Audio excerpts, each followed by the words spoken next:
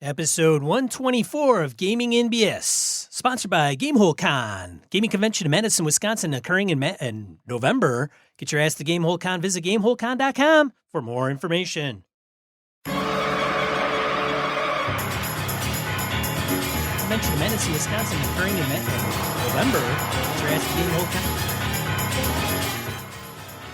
Con.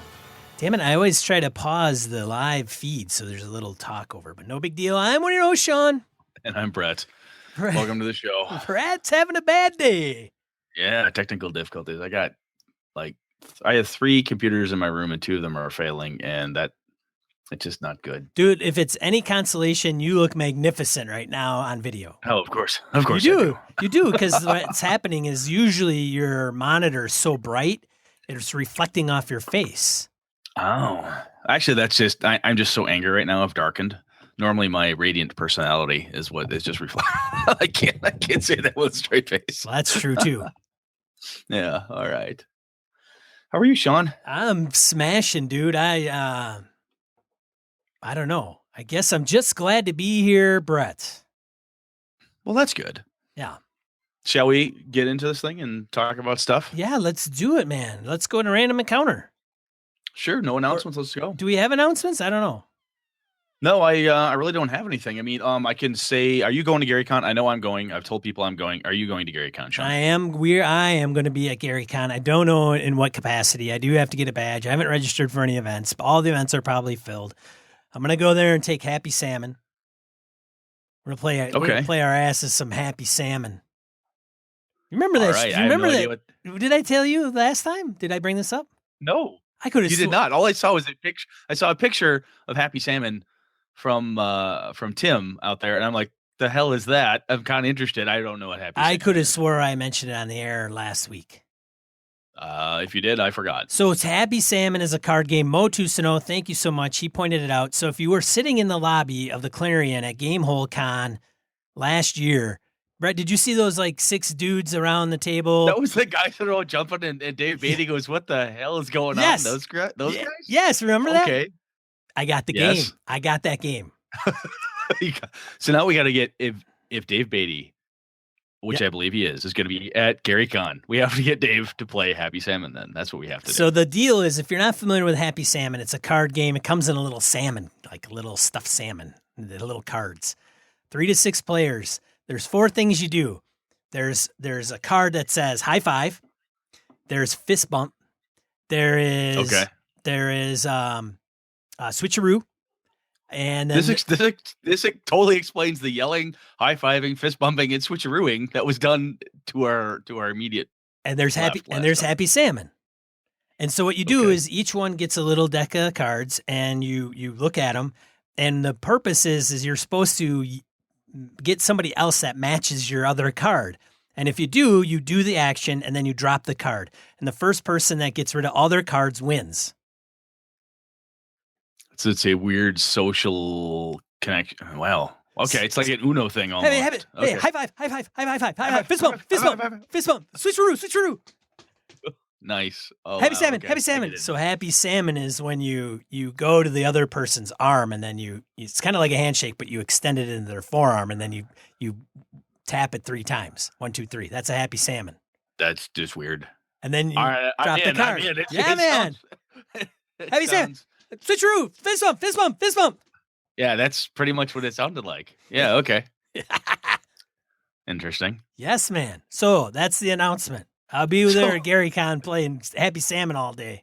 Oh, the other piece I should say is Mr. Hobbs slipped me a little insider information via the interwebs about something he's got cooking. So get out of here. Yeah, looks like he's got a little something happening pretty soon. Little something. A little something. So that I got a sneak listen, and it sounded pretty interesting to me. So hopefully it will land soon. And then what happens? You go, that's the thing Brett was talking about. That's the thing. So what's he doing? Like, I'm not telling you. Is he like the opening band or something? Not telling you. Stop secret. Well, we all know Hobbs gets down there and cuts a rug because I've heard. There's signs that are posted. I'm kidding. Hobbs is out there discoing with some cougars last year or the year before. Oh yeah, I heard about that. That was a GaryCon thing. Got some moves, man. But anyway, for those of you who are going to GaryCon, we totally went off the fucking rails on this. But Sean and I will be there. It'll be great to see folks. And maybe get some gaming in, drink a few beers, talk about stuff, and just generally hang out. Should be a fun time. Yes. Let's move on before we go further down into whatever ditch we were headed. Random encounter. You know the deal. We're going to talk about people. People are going to talk about us. They've written us. They've commented. Now we're going to read their stuff. You go first. All right. Fair enough. Oh, boy. Do I even? It's a Pure Mongrel. So it's one of our patrons. Patron Pure Mongrel. Since he's a patron and has asked me not to use one of my awesome accents, I'm saving that for a patron level. There we go. Which we're climbing. I think we got another one. So it's just a matter of time. Just a matter of time. Just a matter of time before the... Okay, go on. How do you guys deal with GM burnout? I love being a GM. I love role-playing games. But I'm becoming tired of always being the guy that has to provide all the prep, adventures, etc. All right, man. I got you, Mongrel. Just hold on, man. It's all good. None of my players want to step up to the plate as a GM, or they say they will, but then do nothing. That sounds like people I work with in my day job. I'll totally do that for you. Oh, look, you didn't do a goddamn thing. That's good. That's good to hear. Carry on. I realize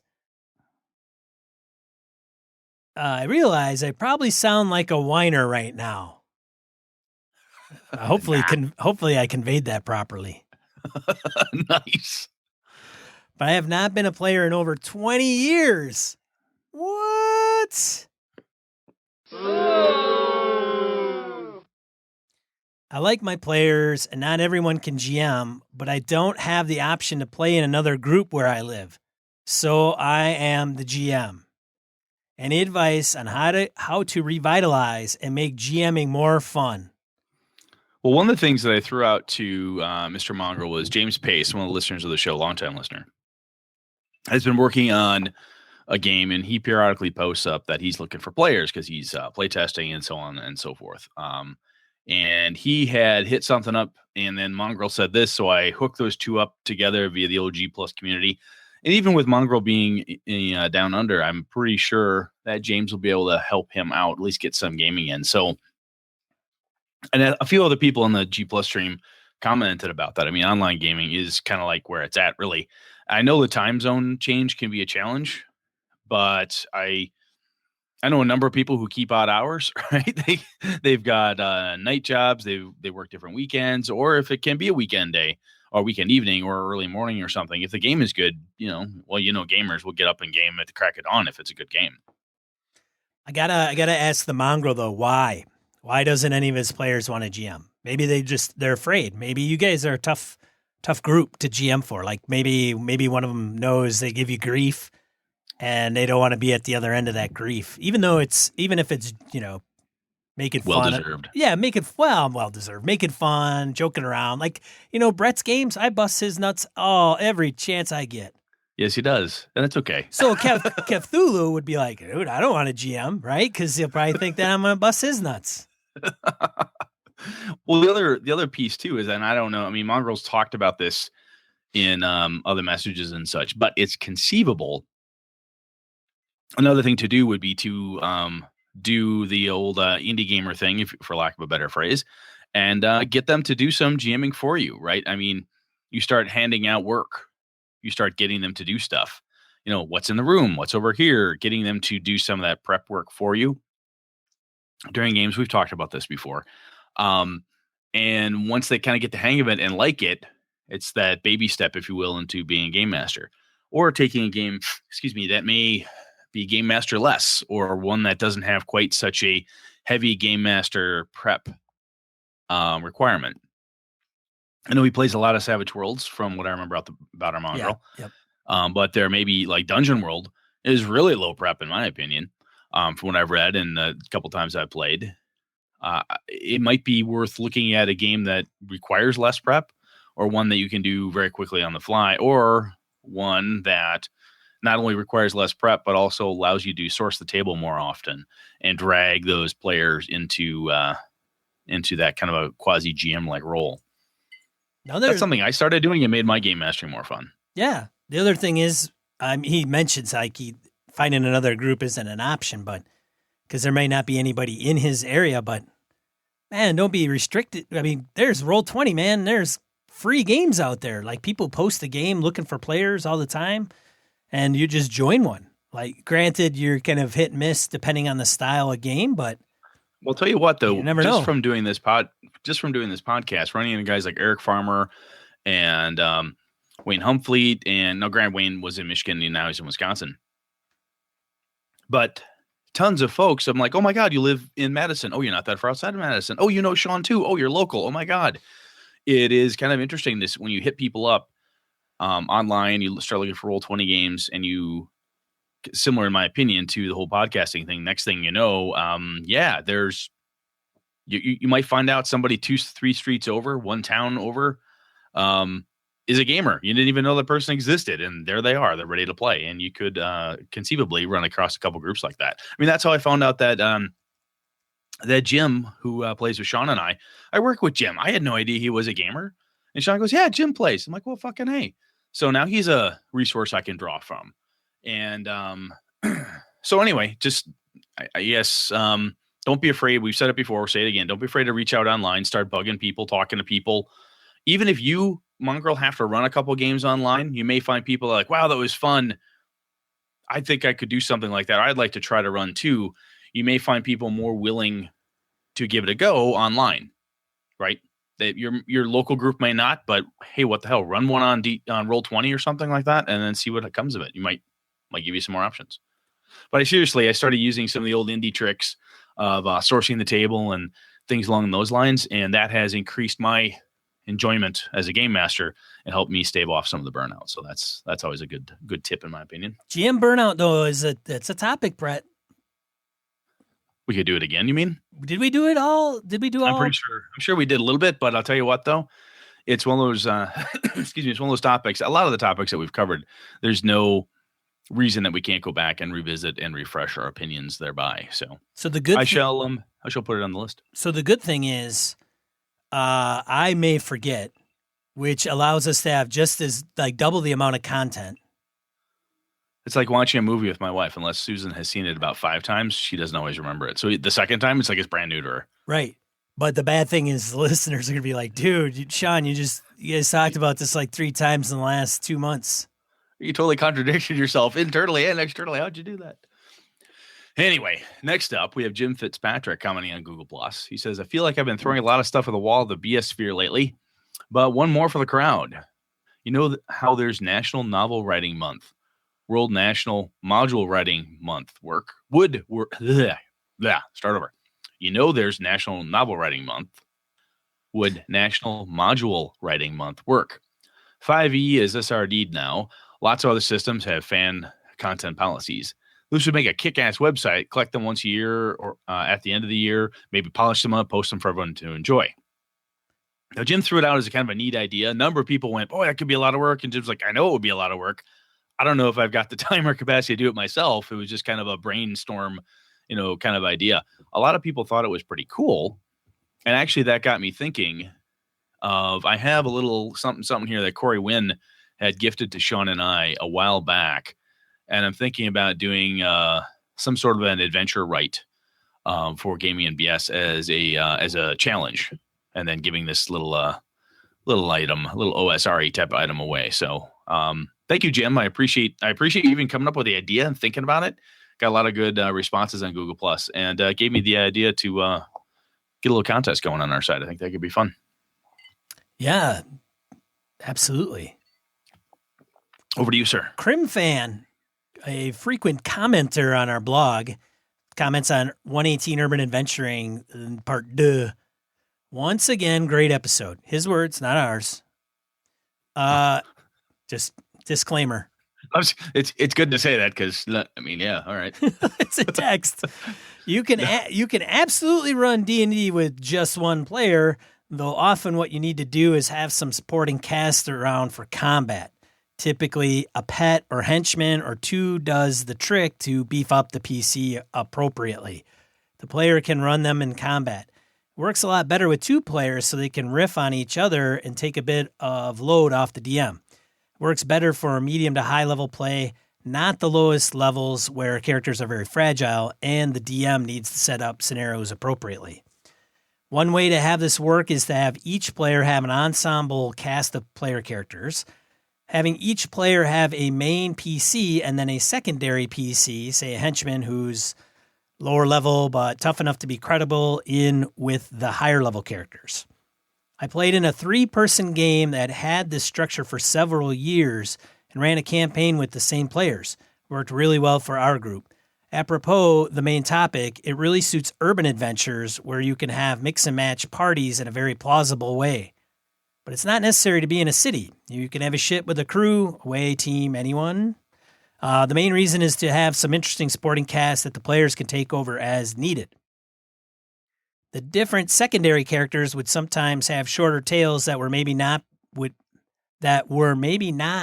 suitable for a long time PC, but were really fun and memorable nonetheless.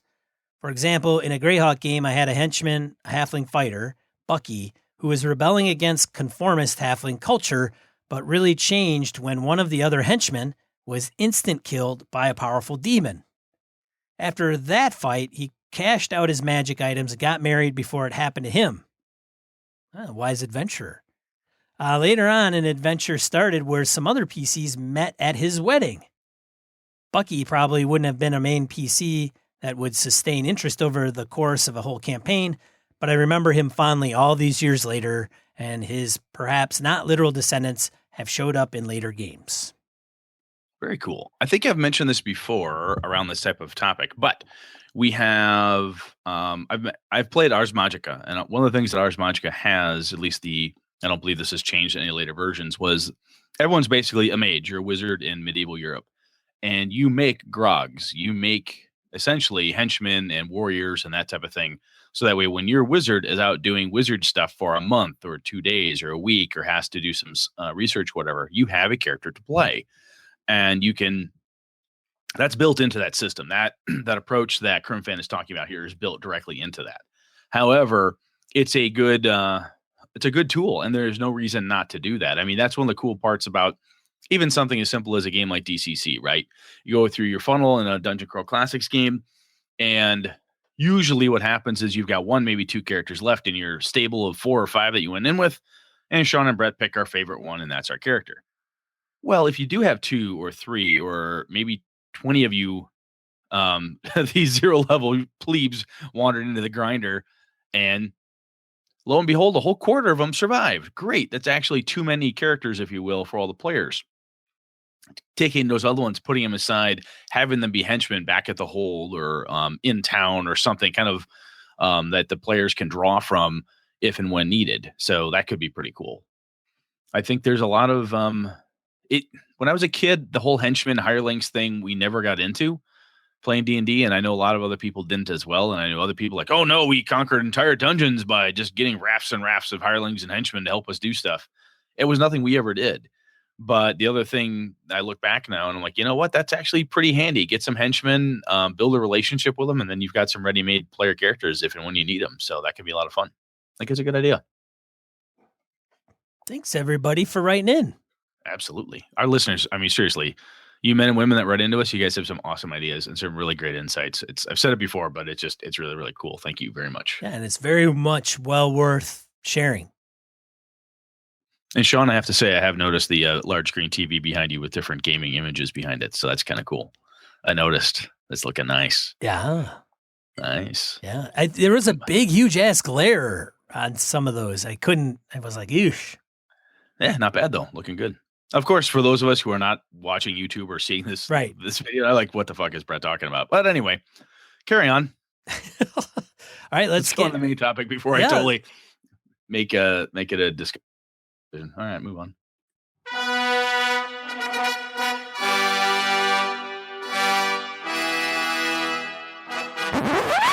We're talking politics.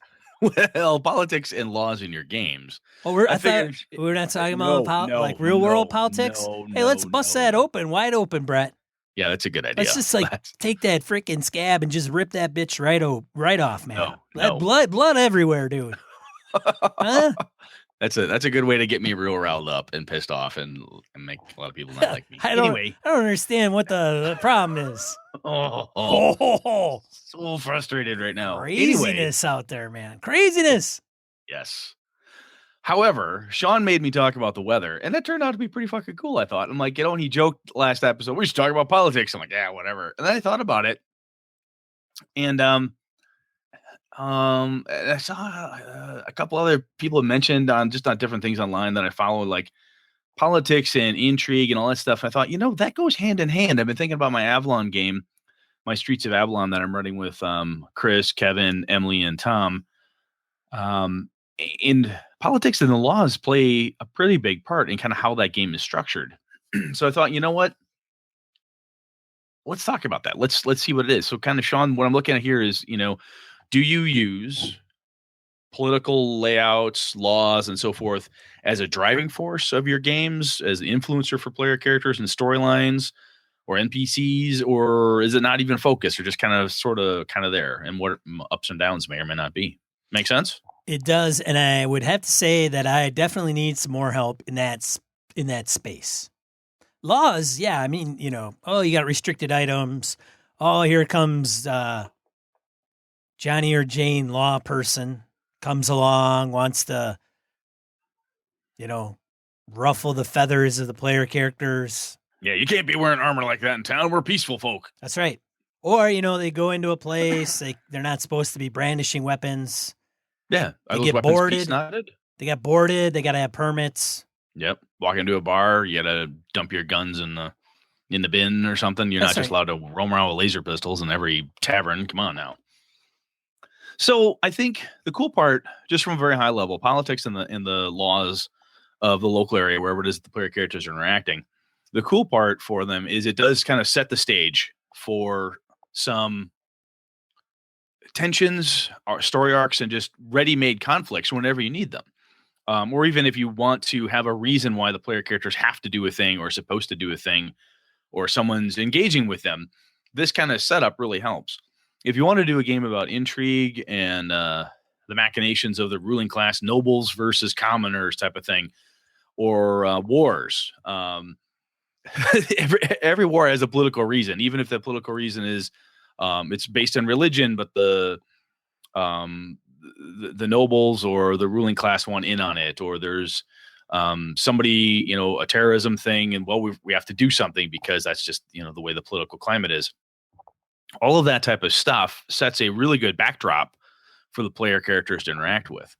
And the laws around them, as Sean alluded to, you can have things, in your typical fantasy setting. Weapons must be peace knotted in town.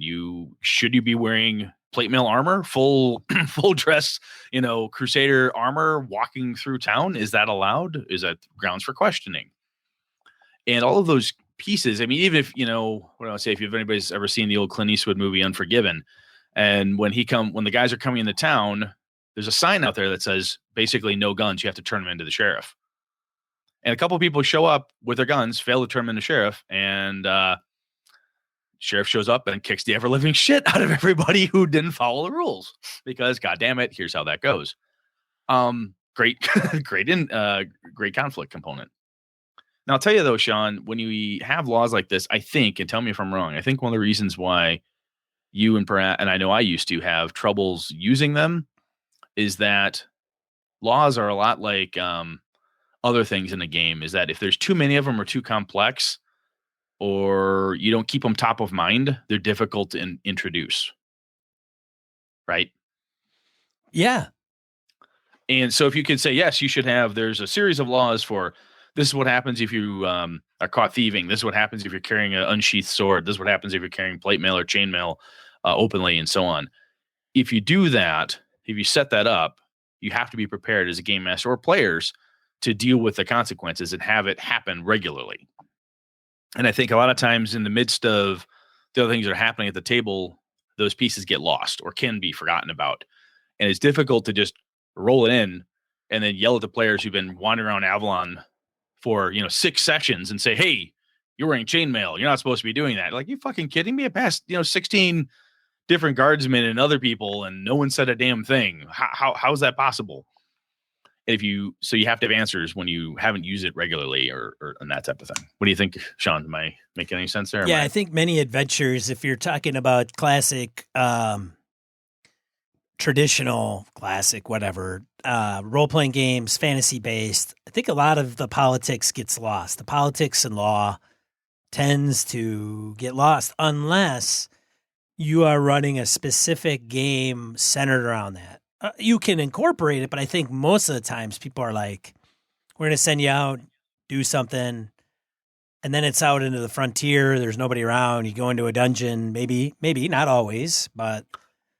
Which is kind of the interesting thing. I mean, you watch certain movies about people who come back from wars and so forth, and when you're out in an area with a different set of rules and regulations, even just the social changes from politics. So I guess the other piece here is that the politics and the laws of an area, whether it's in a spaceport, different planet, different culture, different world, whatever, what have you, it helps to define what that area sees as good or evil, or allowed and not allowed, frowned upon, whatever you want to say.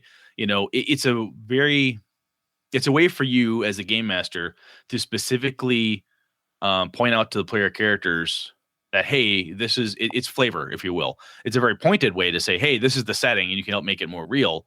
Is that the first time they come into town and they have their guns on, the sheriff goes, "Look, I know we haven't seen you cowpokes here before, but you got to turn your guns in. There's a sign outside. I know some folks can't read. I'm just telling you right now, let's go down. I got to take your guns, put your name down. You can get them when you leave town, but I got to hang on to them." Okay. Yeah, granted, play with like my old high school group. This guy turned into a fucking gunfight. Dude, players are going to shoot, man. Roll for initiative, dude. I'd freaking shoot his ass. Yeah, and then you've got to decide what are you going to do when that happens. But regardless, taking asshole players aside, dude, I think I don't know, man. It's just I can predict the future. Well, the other piece of that, though, I guess your example does hold water, right? So if you do have something that's that strict, be prepared for the freaking consequence. You know your group. Yeah, if you're playing with a group, bring all the muscle. Bring all the muscle. Yeah.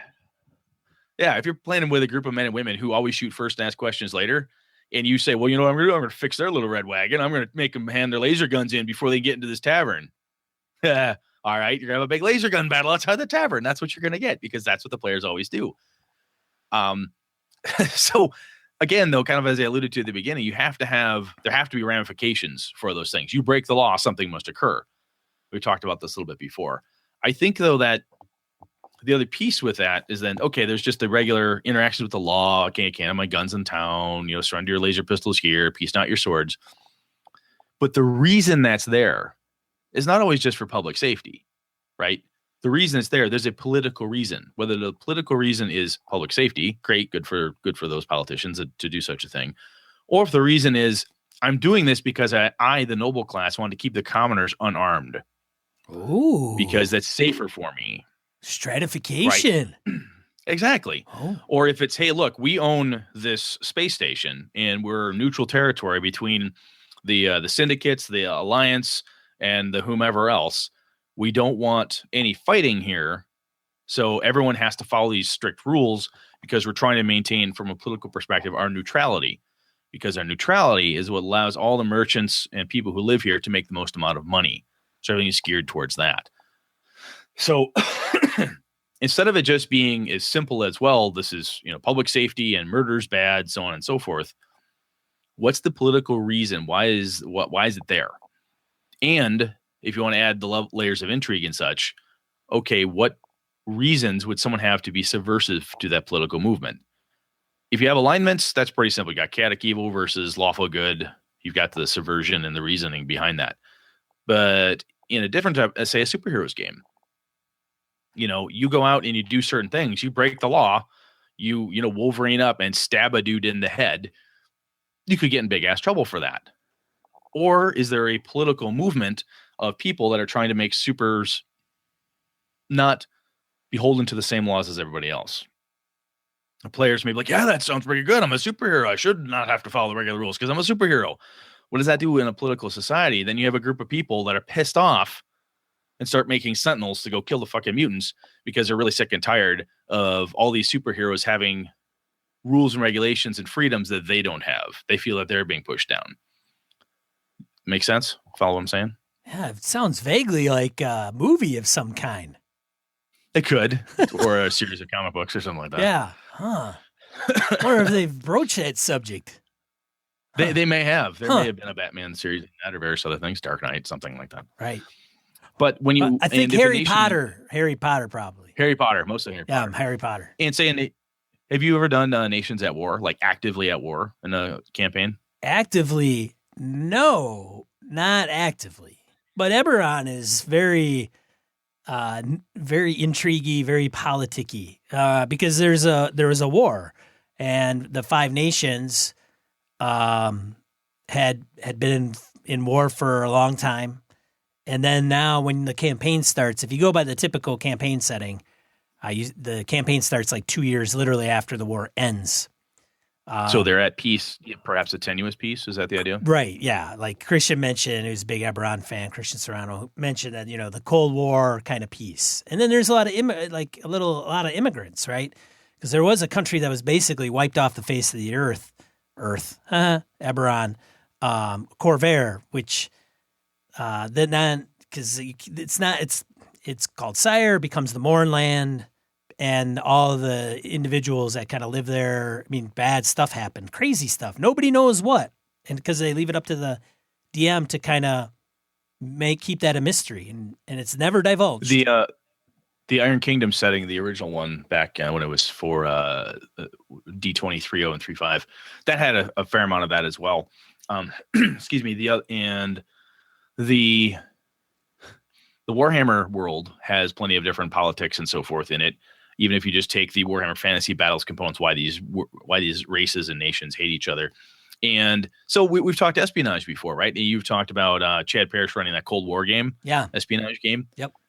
The entire political setting for Cold War forces a certain type of behavior of everybody, right? I remember being in high school and one of my teachers taught a Russian history course, and he and a bunch of other people in like the late 80s, or excuse me, early 80s, went to Moscow and Soviet Russia and toured around. And it was a very bizarre experience for him and how he was treated or differently in different groups, depending where he was.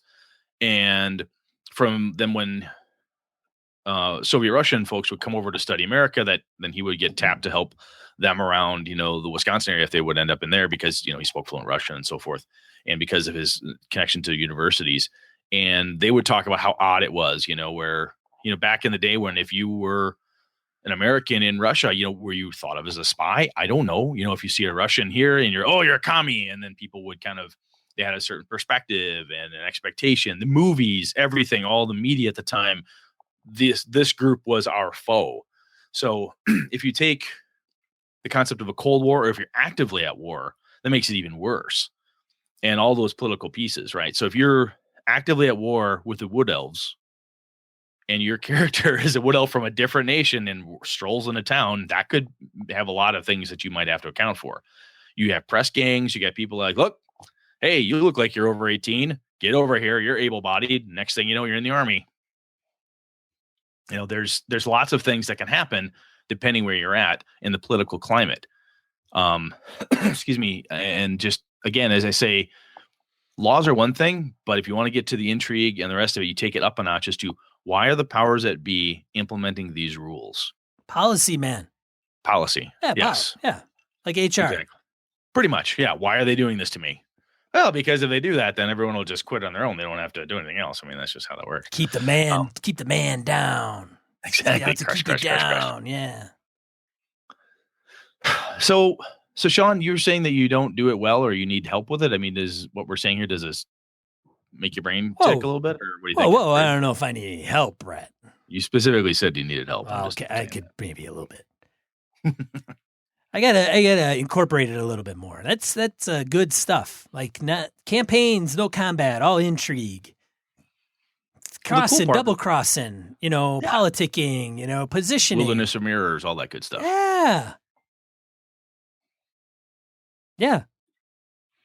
So from a downside perspective, the one I used to have this periodically in my vampire games. Vampire is just chock full. The World of Darkness setting, especially Vampire, is very political. You had princes and sheriffs and seneschals and harpies and all these different groups of people that were in charge of kind of keeping the society going, not only from how laws were implemented and such, but just the political machinations. Very Machiavellian type of setup. But if it's overly complex, this goes into kind of what we were talking about at the beginning with complex laws or things you don't want to deal with or are hard perhaps to implement in gameplay or whatever. If it's really complex and the characters and the players like, look, I wanted a simple dungeon crawl. The fact that the king sent us here because the orc army is invading is good enough for me.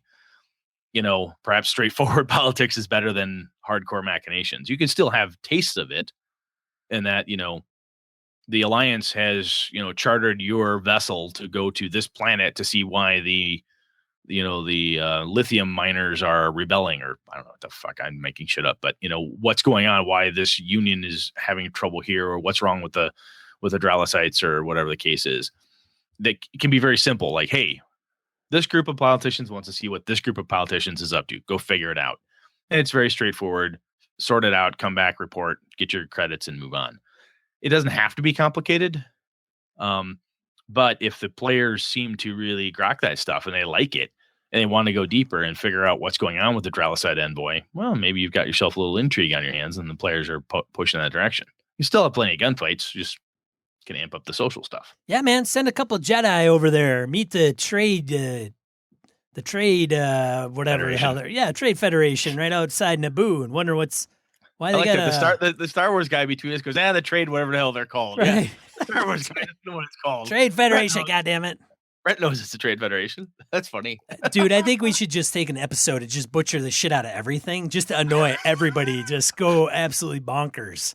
Like Gandalf said in the X-Men movie, the first thing you do, Harry, is that you wherever nix every tropey metaphor. The other thing I've found from a downside perspective, and this kind of touches a little bit on NPCs, but if the players like the political games and so forth, but they feel that they can never get ahead, or they're always pawns in a greater thing. Some people, I've got players of mine that they do not mind everything being anticlimactic. They think that's fine. Everything's, oh my God, we were used again. Oh, once again, we were nothing but pawns in the larger scheme. Not everybody digs that. Not every player is fine having oh, really? You used this again, Brett? Oh, that's great. Yes, one more time. Sure, I'm sure it's another NPC. Mr. Johnson in Shadowrun once again is going to do this thing for some shadowy corporation, blah, blah, blah. That's a little bit different than saying a political reason. Your entire adventure, everything was set up. The king sent you to do a thing. You do this thing and come to find out that you actually slaughtered an entire peaceful race of kobolds and you just committed genocide because of some weird political goal somebody had. Not everybody's into that. That could be kind of a dark turn that you could put into a political type of game or setting that might not necessarily be welcome depending on the group. Dude, it's always the best shit is double crossing.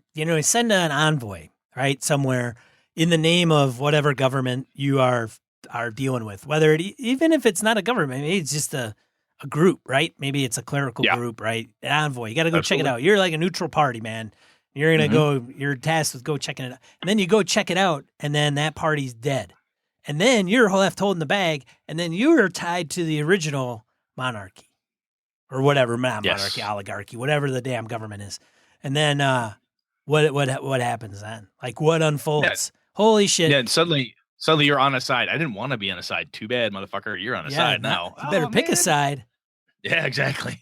Yeah, and then who set you up? However, see, that's the thing. Like, everybody's trying to dick. Like, you got to in a political game.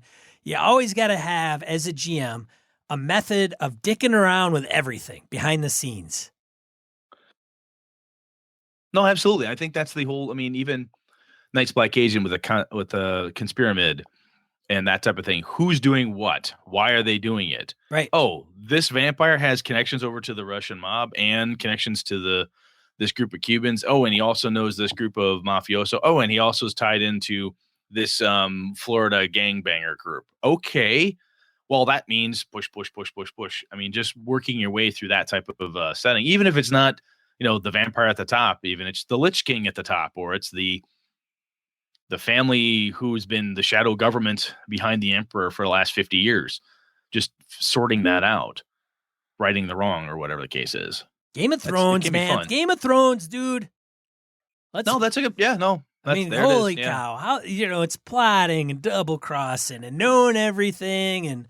And then, who's after who and how and who's going to freaking kill off. I mean, mass hysteria, man.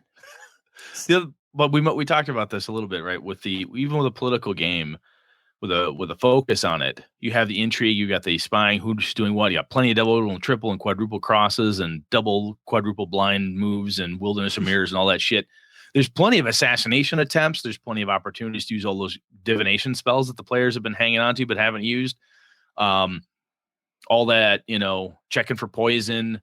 Oh my God, we got in a fight in the alley with this group. It's thugs. The other thing I have found, honestly, with a lot of the heavy political intrigue games, be it fantasy, sci-fi. In my sci-fi game right now has some. My Traveler game has some pretty decent political intrigue. There's a level of what do I want to say? Non-combat readiness. I don't know how else to describe it. So let me put it this way: you don't often walk around wearing your heavy, kick-ass, full plate armor, ready to kill a dragon in a political game.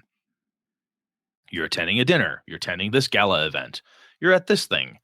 We had that, Sean, in your Star Wars game, right? At the tail end of it. We couldn't just walk into this. It was hard for us to come into the auction with guns because you're not supposed to have guns at the auction, right? We had to try to sneak and do different things, but there's no armor in there. There's no this, there's no that. Things get dangerous and people feel vulnerable, physically vulnerable. When you're used to being in a fantasy setting, having your plate mail and your +5 Holy Avenger with you, and you suddenly can't have that stuff at the mayoral gala, or in your sci-fi game, you're at an auction to meet and greet and hang out, and you can't have your, whatever blaster rifle on you that you're dead-eyed shot for 600 meters. You can't have that with you right now. Yeah, but the problem is that game masters want to put players in those situations so they can dick them over. So if you're a game master and you do that, don't dick them over because you have the opportunity to do it. Like if it's a genuinely... Wait, when you say dick them over, you're saying you're just trying to kill them or hurt them? Yeah, hurt them. Well, hurt them maybe, but really kind of... If you could see it a mile away from as a player character, like, oh, great, I have to give up my weapons. Gee, I wonder what's going to happen. And then... Oh, there's going to be a goddamn gunfight. Right. And I won't have a gun. Great. Right. So, maybe just thinking out loud here, you don't do that. Maybe it's genuinely a gala and social encounter. It's a social encounter and you don't need, maybe it's fisticuffs and they have their own security. And it's not always every damn situation in a role-playing game doesn't have to be this usurp the player characters, find them with their pants down, and then bring the big hammer down. It just facilitates some of that insecurity and facilitates that, shit, here we go. Gonna get totally screwed. I'm not gonna have any weapon. I'm gonna get totally lay-wasted. No, I get it. Yeah, which is why I say, like, the downside is that if you push it, if it's overly complex from a political section, or if every time the PCs turn around, they're stripped of all their gear and then put in a life and death situation, that gets old. Right. How about they go, I'm thinking to the old Firefly TV series. At one point, Mal goes to this event. This guy, this upper crust dude pisses him off. And Mal's like, fine, I'll duel you, punch. Well, it's a sword fight. Mal doesn't know how to use a sword. Right. Oh, my God. It's like swords at dawn the next day. Right. So that type, you can take a social encounter and turn it into a combat encounter. That's a scheduled combat encounter. You have duels, 10 paces turn and fire with your lasers or whatever it is. So I get what you're saying. And I absolutely agree with you, Sean. If every time you make it so that if you use a social encounter as the facade to strip the players and then beat the living shit out of their characters, that's not good. Once or twice, perhaps, But especially if you're going to go heavy political or an intrigue and spy and Cold War looking around, you don't do that. It's more social encounters, finding out data, looking for things, and then perhaps setting up a fight that is to come. Right? You leave that gala event at the auction, you walk outside, and that's when the thugs approach you after you've got your gear, or on your way to get your gear, or whatever the case is. So there's opportunities to have people have a good throwdown, but they don't always have to be right there when they're feeling the most vulnerable. Have I done it? I get you. Yes. Is it fun as hell? Hell yes. But at the same time, and they don't want, the opposing forces, whatever that looks like, they don't want the publicity from whatever they're going to do to you, potentially. They got to make it kind of on the down low, because then it's bad publicity, and the government or whatever forces are doing that, they don't want that stuff to become public, because then it just creates all kinds of problems. So that's a really good point that I didn't mention either, was what you just said. That's an excellent point, honestly, because if you do it with these men and women are in political power for a reason. Yeah. They're subtle. They know how to use the system. They know when and where to do the things that need doing. Those who rule with a really bad temper and a hair trigger and are always murdering people, they usually don't last all that long. That's a horrible dictator that eventually gets overthrown, which is a good thing for you to be involved in, right? The horrible dictator go overthrow him because you're joining part of the resistance and all that good stuff. But yeah, that's a good point. I mean, if you start a political machinations game moving around, you shouldn't always be, captured, tortured, and murdered. I mean, that's just doesn't happen, especially not in the open, for God's sakes. That's not going to go down because, again, if they're not subtly done, then everyone knows who did it. So then what happens? That's not the point. Christian pointed this out. So what happens when you get a player group that's different factions, right? They're on different sides. See, so now we can take the geopolitical piece, but and bring it down to the individual, right? Because maybe I live in a particular country doesn't mean I don't share the same political views, or maybe I'm on a particular side, or maybe I don't agree with my country at all. Like then it's like once in a politics campaign, which is going to be hard to get around some player characters or players' minds, is that not everybody you come across in an opposing government are going to be baddies. Will there be distrust? Oh, absolutely. Will there be distrust? Maybe. Is it going to be warranted? I did. Oh, I don't know. In one of my Outlander games of Avalon, I took everybody way the hell outside the city. They had a big dwarven settlement that they helped this small nation of dwarves who just freed themselves from slavery and captivity. They were reestablishing Thorbrandor. They're working their way through it. After they got it kind of set, they had the dwarven elders are there, like, great. The players are thinking, this is perfect. We've got everything set. It breaks out into like 5 groups or 3 groups as people start to figure it out. This group of dwarven elders like, no, we are insular. We will never deal with the outside world again. Shut the fucking doors. We're done. Other people like, no, what we have to do is go down below, find the ancient dwarven, forges, relight them, so we will bring the rest of our people. And another group was like, fuck all that. What we need to do is not follow the old ways in any way, shape, or form. We need to go outside these doors and get all the non-dwarven people to help support us because we're going to starve to death. We don't have enough food. Right. And in the meantime, the players are then trying to figure out which one of these people has the best idea. So the players are arguing back and forth. Well, I understand all their points. All the points were very robustly given. Everyone thought, hey, any one of these ideas could be good. And then someone tries to murder somebody. Okay, who did that? Oh, the Dwarven Council starts screaming, you did this, Ironbeard, you did that, Core Crusher, whomever. They start yelling and screaming, trying to figure out which one of them is the bad guy, who's in cahoots with this bad group. So just trying to sort that out in a very small scale was kind of cool. But you're right, because at that point, I had players that were on different sides of just the Dwarven concepts. No, they should shut the doors. No, they should actually go outside of it. Actually, what they should do is go below and find the ancient dwarven forges. I had people who were set with all 3 of those ideas. And they argued it out back and forth amongst the players, just trying to figure out which side they should throw in with because they want to continue to help these people. Here's the deal.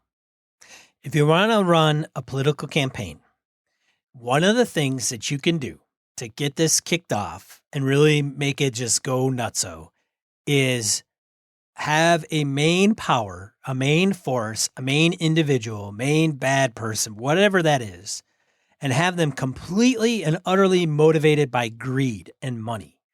And then what happens is you have them want to start a war because their money is made off the war, however you want to position it, whether it be weapons, whether it be food, whether it be just plain whatever resource you want to tie to it, and have them manipulate bullets, bandages, and beans. Which one are you? Manipulate the shit out of everything. And frankly, he or she or it doesn't necessarily have to take a side. They just want to make sure that they're profiteering off of both sides if they can. Because, hey, why do just one side? Have both sides, like fund both. Because then you got double the income coming in. And if you can do that, you can manipulate the scenes, then you can just kick that off, have players involved, trying to figure stuff out when all in all, it's this person in the background that's really manipulating the snot out of everything. So when the powers that be, maybe it's the player characters, want peace or they facilitate peace or some third party wants to, and those players are associated with that third party, or maybe they're trying to conduct it somehow, whatever side they're on, maybe it comes to an end. Well, hey, me, the warmonger, no, peace is bad news. That's bad for business. So then you want to like usurp, and then you want to make it look like other people do it. And then you're just like, you just have the player characters chasing their tails for a while. That was the basically the premise of the Robert Downey Jr. Game of Shadows, the Sherlock Holmes movie, the second one that he did with Jude Law against Moriarty. Moriarty basically got all the military secrets and stuff he could and was selling to all sides because that's just profit. It was just in it for the money, money, control, and the fact that he could. Any number of movies or plots are out there that are about that, and I love it because there's an interesting component, because simple greed is incredibly powerful, and a lot of times characters or players, I should say, and characters and players themselves will discount simple greed as a viable reason why something's happening, especially if you set it up right. No, they're all going after the halflings. It must be some sort of a pogrom. They're purging the halflings. The halflings have to go. They see them as inferior, blah, blah, blah. It has nothing to do with it. The halflings are sitting on a gold mine. I mean, literally a gold mine. There's veins of gold in the hills.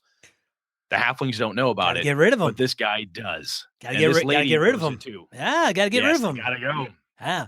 Get rid of those. Easiest way to do that. Pesky halflings. Get them out of the way. There's gold in them hills. Exactly. Oh, there's all kinds of crap you could. Oh, and you don't want to let anybody know about that, because then another nation's going to be like, whoa, we're going to deal with those halflings, and then they're going to move in. So I think what we're doing here is we're just underscoring the initial point, right? This is a great way to kick off a campaign. It's a great way to kick off a storyline, an adventure, whatever. What's the reason behind the thing?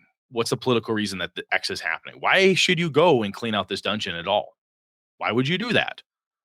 Well, by doing that, does X, Y, and Z are the immediate fallouts from that thing happening, and therefore Lord and Lady so and so get everything they want, and everything moves on.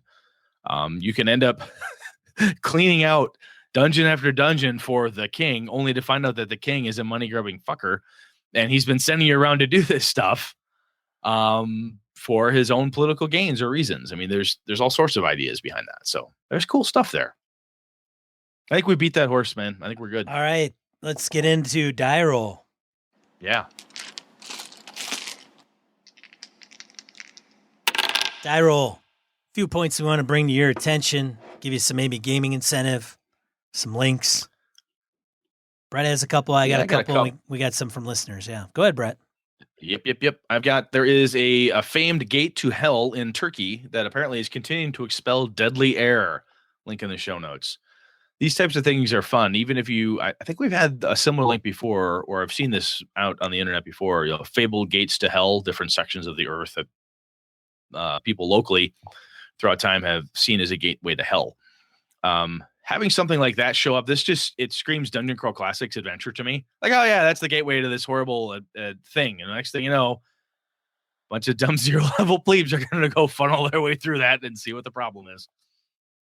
The other one I had, and this is kind of a shout out to the mongrel because he lives in one of the most dangerous places on the planet.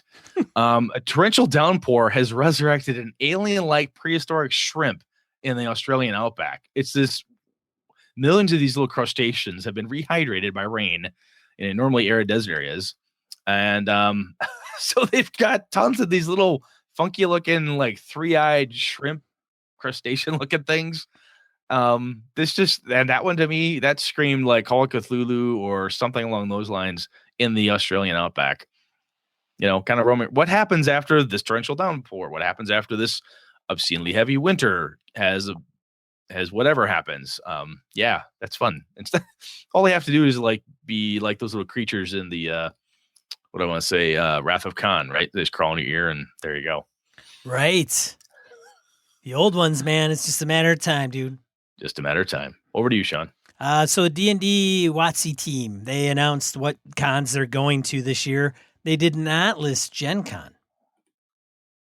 What? They mentioned Gary Con and Gamehole Con and a few others, but I don't believe in any of those links that they're mentioning being at Gen Con. Now, I do think that there's going to be an organized play at Gen Con. I would be shocked that they didn't have a presence in that space, but maybe they're pulling just their display and all that other stuff. So maybe they're going to have the organized play team maybe there, but not Merle's. Yeah, Gary Con, Origins, PAX, Gamehole, of course. They go to the good ones. That's what I care about. They go to the ones I go to. That makes me feel good. Yeah.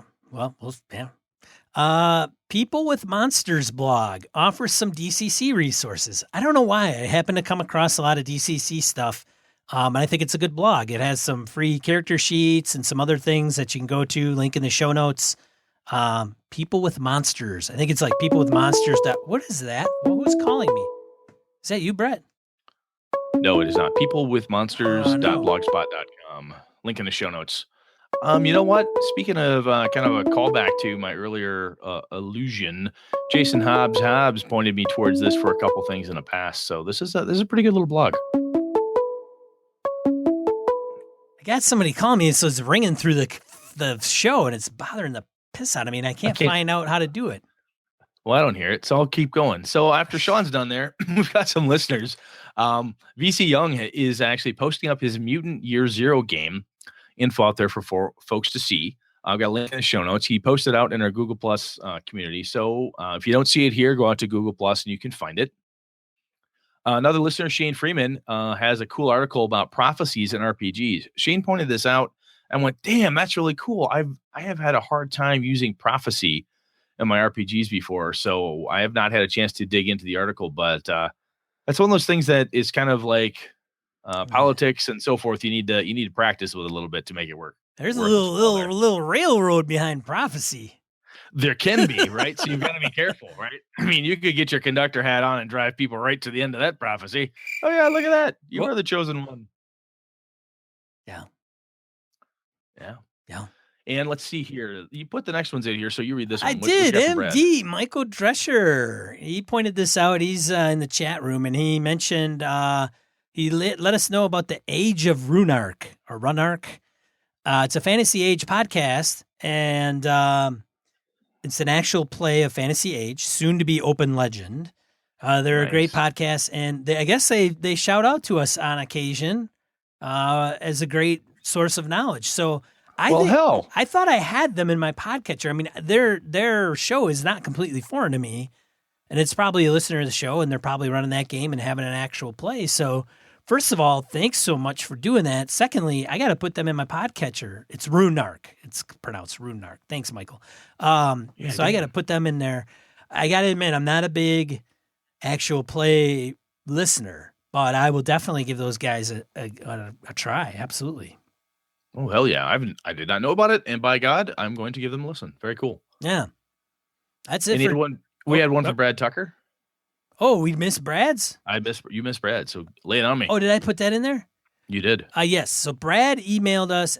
He's got a creation he's doing and wanted to make sure he sent it our way. So he says it's introducing the Monarch players, which is a completely free, interactive literary experience. Monarch Papers. Did I say that? Monarch Papers? You said Monarch Players. It's Papers. Monarch Papers. I can't read.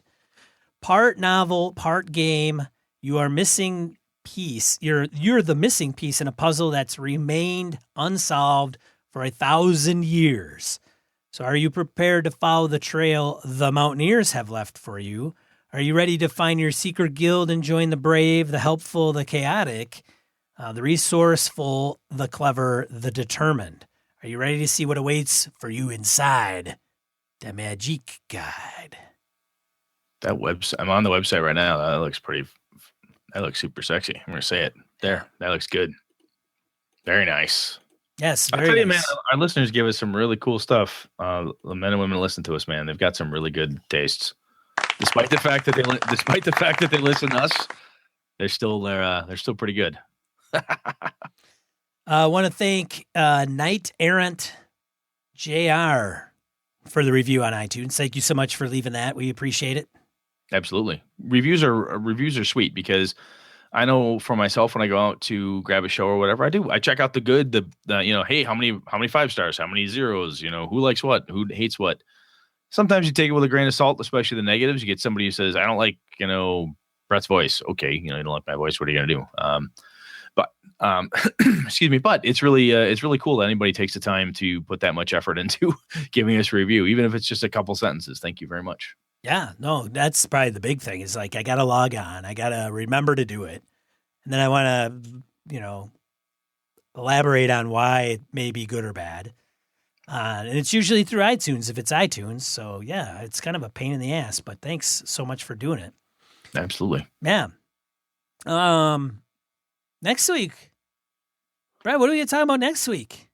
I think I want to talk about wilderness encounters. I was just out in the woods earlier today with my son. We were tearing down some tree stands that I had up that just didn't get around to getting out earlier. And just the challenges of going out in this kind of late January, damn near early spring-like thaw I had. I was going through and my son, obviously he's my boy, looks at me and goes, boy, this would make for a really rotten adventure, wouldn't it, Dad? Because there's just mud and ice and cold water. And well, yeah, this would be pretty miserable. January 22nd, 2017 is when we're recording this. I ran in shorts today. Yeah, it was warm out. Yeah, I was in the woods and it was wet and rainy and just ice and, like I said, water up to my calves in the creek I had to cross and stuff. But excuse me, it was warmer than I had expected. Still damp and chill, but still pretty freaking warm. If this keeps up, man, we're gonna be riding motorcycles in March, which will be freaky. Down to Gary Con. That'd be something if we could pull that off. I would, but it still always does get pretty cool, even in March. Yes, it's like, man, it's 50, even is like 40. No. My birthday's early April, and I've had snow on my birthday more times than not. So we'll see what happens. We're talking about the weather again. Exactly, but hey, it's all about the wilderness next time. We're gonna talk about wilderness encounters and mess around with those. So stay tuned. We'll see what we can do. Excellent. Thanks to everybody for tuning in. We appreciate it. Thanks for writing in. Die rolls. Thank you. See, kisses for everybody. That's the way I roll, man. It's 2017, dude. Hey, why not? What? Why not, man? I'm safe in my sexuality, damn it. Of course. I kiss Brett all the time. He gets all nervous, though. He gets all flush. It's true, he does. He does. He does. All right. For Gaming MBS, damn it, I'm one of your hosts, Sean. And I'm Brett. Good night and good game and all. Episodes like these are provided to you with the help from the following patrons. Christian Sexy Voice Serrano, Kevin Lovecraft, Joe Swick, Brett's Biggest Fans, Jeff Rademacher, Forrest Gary, Mark Anthony Benedetti, Bruce Cunnington, Eric Jeppesen, Andy Hall, Sean Nicholson, Tim Jensen, Chris Steele, Knights of the Night Crew, Palladian, Jason Blaylock, Remy Bilodeau, Jason Hobbs, Mike Mirko Froelich, Wayne Lumhunter Humfleet, James Carpio, Not Caprio, Pure Mongrel, Lord Tentacle, Corey Johnston, Eric Tankar, Brandon Barnes, Mark Saka, Brett Pazinski, Tim Shorts, Eileen Barnes, Chad Knight, Dan LaValle, C.W. Mellencamp, Nicholas Abruzzo, Victor Wyatt, Tony the Butcher Baker, Craig Huber, Eli Kurtz, The Lost Sailor, Graham Miner, Todd McGowan, Roger Braslett, Misdirected Mark Productions, Old School DM, Jason, Christopher Gray, and the Tabletop Game Talk Podcast. For the cost of a coffee shop coffee, you can support the show for an entire month. Consider visiting gamingnbs.com/Patreon. It's Patreon. Thanks to all the patrons. We appreciate it. This has been a Litterbox Studio production.